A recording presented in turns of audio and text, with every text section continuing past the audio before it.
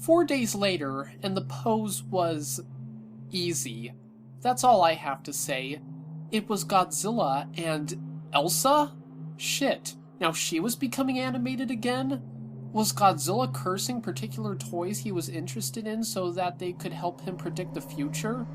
Well, apparently so, because when I looked at the pose this time, it seems that Godzilla had cut the crap and decided to give me a clear window into the future. Elsa had her hands holding up her dress, exposing more of her right skinny and straight leg. She was looking down at her foot, which was bent at an angle right away from the rest of her dress. Right next to her was Godzilla, with his legs slightly bent as if he was about to fall. An idiot could figure this out. Elsa was freezing a patch of the ground and Godzilla was slipping. I would slip and fall on ice. Obviously, I should stay clear of the ice during this cold winter vortex. And, surprisingly, I didn't want to. I felt as if I should let what is supposed to happen, happen. This toy had been pissing me off recently with its cryptic messages, so I want to see if this thing was 100% for real, and I wasn't just going crazy. Every time I talked to people at school, it was all normal. Whenever I went online, everything was normal. Whenever I was studying and getting decent grades, it was normal. But this was the only thing fucking with my life. So, I decided to let this stupid thing take its course. And it didn't. I paid no attention to the sidewalk.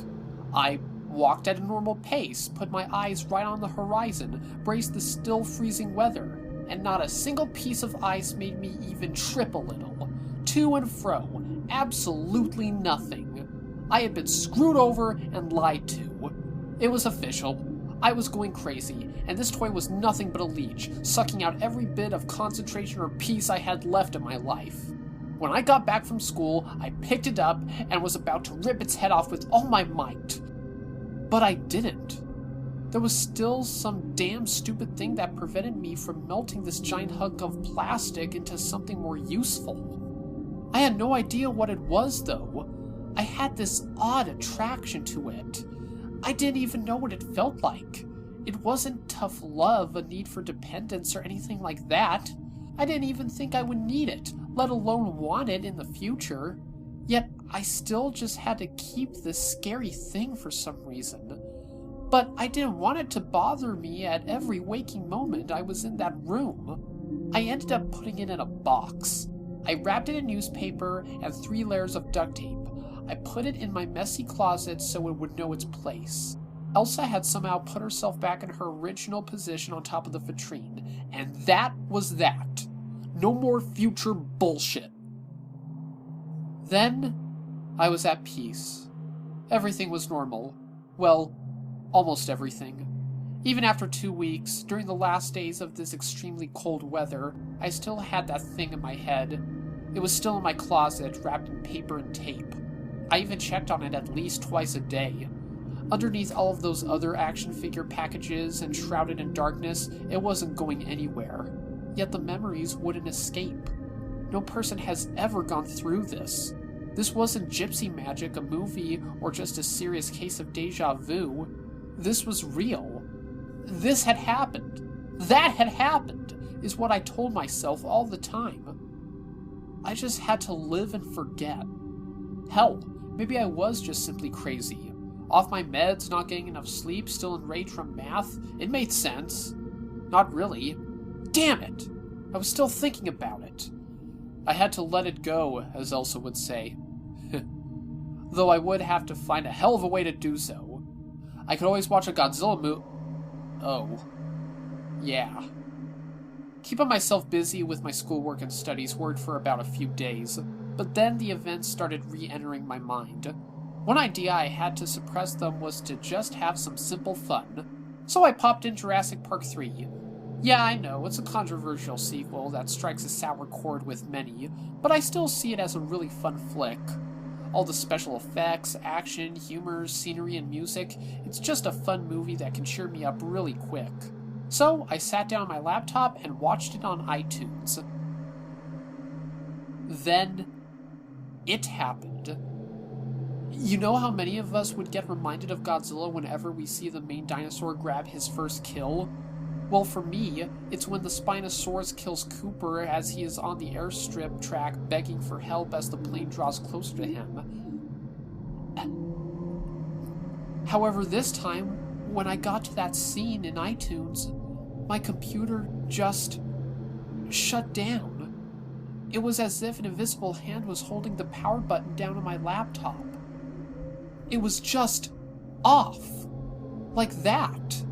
And it wasn't using any CPU practically. I quickly powered my laptop, went through everything, and I started to feel relief as I saw the Windows 7 logo loading up, and I saw everything was going as normal.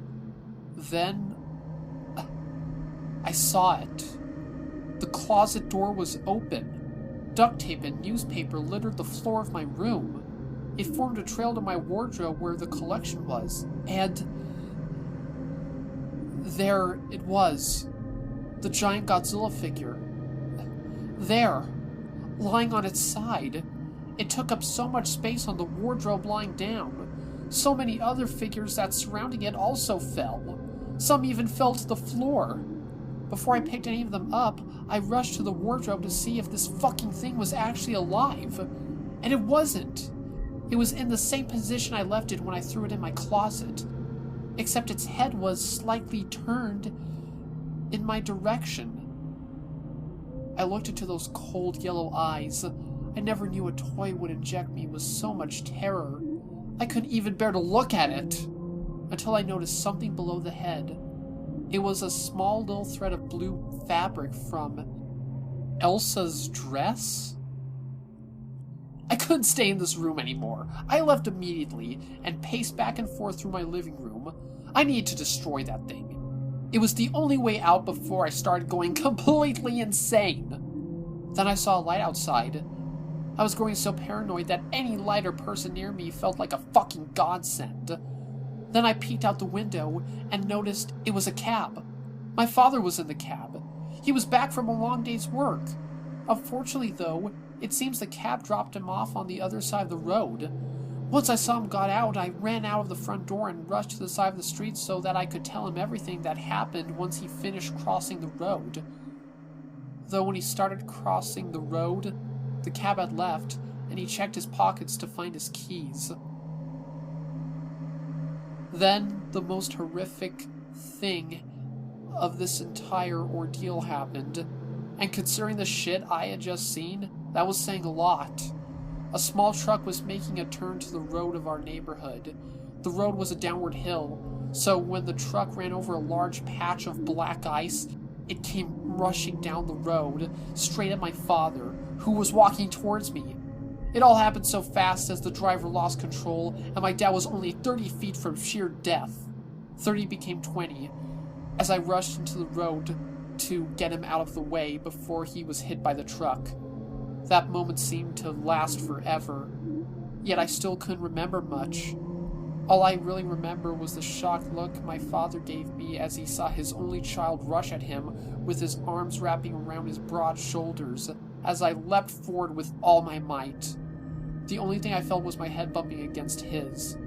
The truck barely missed us, as it came to a screeching halt only about 40 feet after it passed us. I saw shining tears in my dad's eyes. I didn't know exactly what he was feeling, but I would guess it was something between sadness and fear. Everything was so fast and terrible that I didn't even feel the freezing temperatures until my dad was safe. When we came back in, Mom still hadn't woken up, even with the horn of the truck and all the screeching of the brakes. Dad thanked me more in just 5 minutes than I did in all those weeks after I got the toy. He said that he was incredibly grateful, and that if there was anything I wanted, he would help me get it. Though all I wanted was to be left alone for a while. Dad then told me that he would tell the story to Mom tomorrow, then he went to bed. It took him about an hour to actually go to sleep. Needless to say, he now pays more attention when crossing the road, and makes sure taxis drive him to the side of the road our house is on.